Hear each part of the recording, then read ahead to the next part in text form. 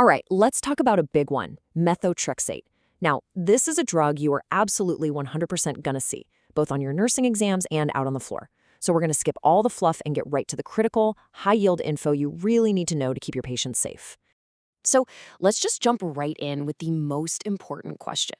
Seriously, everything we're about to cover, from how it works to its scariest side effects, it all boils down to answering this question. It all comes back to patient safety. So let's figure this out together. Okay, first things first. How does this stuff actually work? Because, if you don't get the how, you'll never really understand the risks. The mechanism is the key that unlocks everything else. So what's really cool is that the mechanism is actually pretty straightforward when you break it down.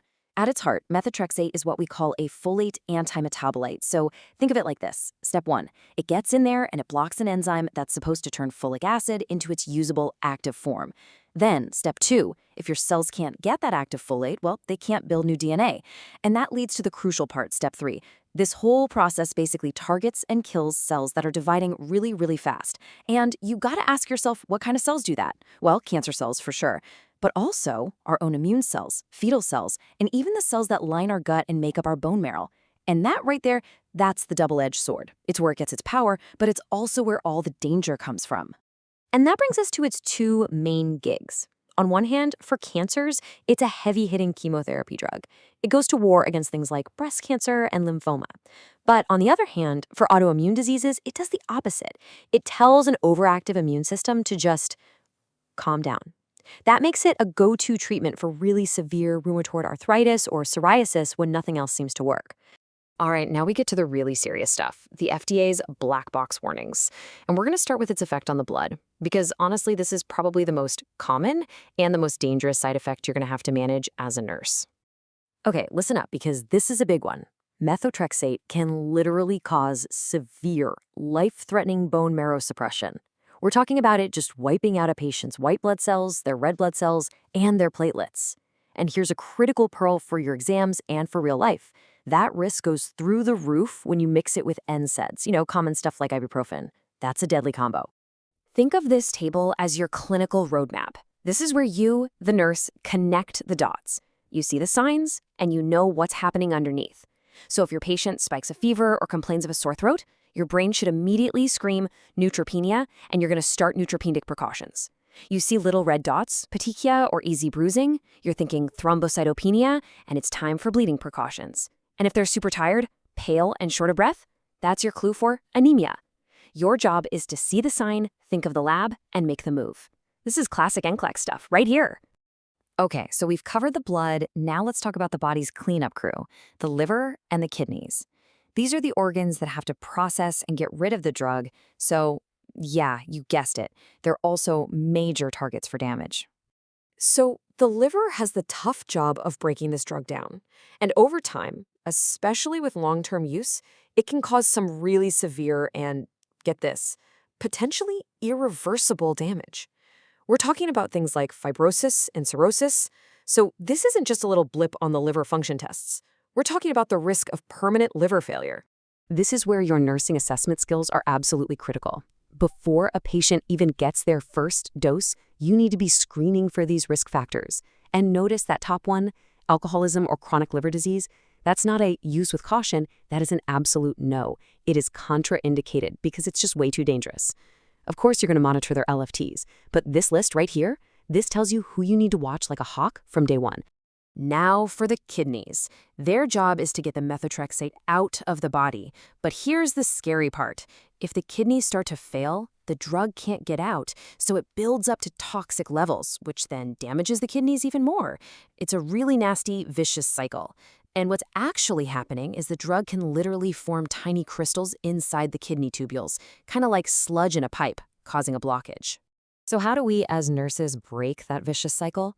Well, this is our playbook right here. First, we hydrate. Hydrate. We're pushing IV fluids to keep those kidneys flushed out. Second, we make the urine more alkaline, usually with some sodium bicarb. Why? Because the drug doesn't like to form those nasty crystals in alkaline urine. And of course, step 3 and 4, we are watching their creatinine and the actual drug levels like our life depends on it, because the patient's does. Okay, so it's not just about blood, liver, and kidneys. There are a couple of other really critical, life-threatening risks you have to have on your radar. And the scary thing is, these can pop up at any time with any dose. I'm going to say this loud and clear. Never, ever ignore a rash on a patient taking methotrexate. It might not be just a rash. It could be the first sign of a horrific, life-threatening skin reaction like Stevens-Johnson syndrome. If you see a serious rash starting, that drug needs to be stopped immediately. Here's another one you'll definitely see on an exam. Methotrexate can cause some serious inflammation in the lungs.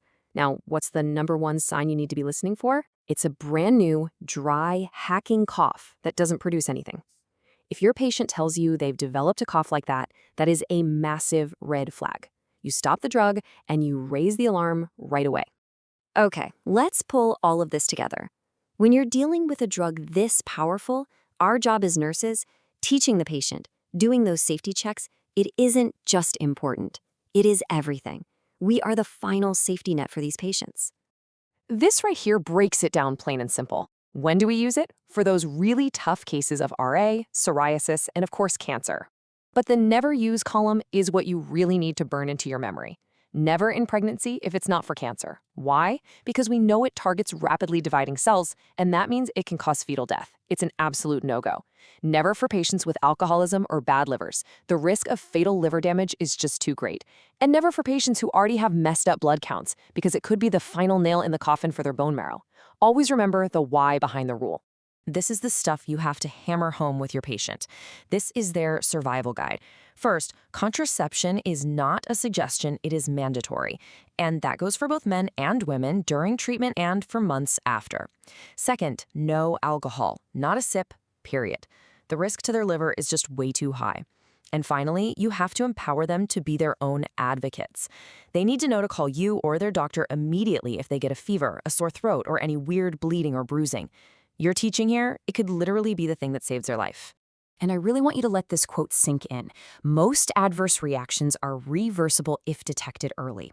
Think about that. Yes, this is a dangerous drug, no question. But the key is that most of the truly awful things that can happen, they're reversible, they're manageable if we catch them early. And who's the one at the bedside? Who's the one who can spot those early signs? That's you. So we've come full circle, right back to where we started. Your patient's safety is completely tied to your ability to detect problems early. It's about your assessment, your monitoring, your teaching, and your guts to act when something just doesn't feel right. This isn't just about acing a test. This is about being the nurse your patient needs you to be. So the real question is, are you ready?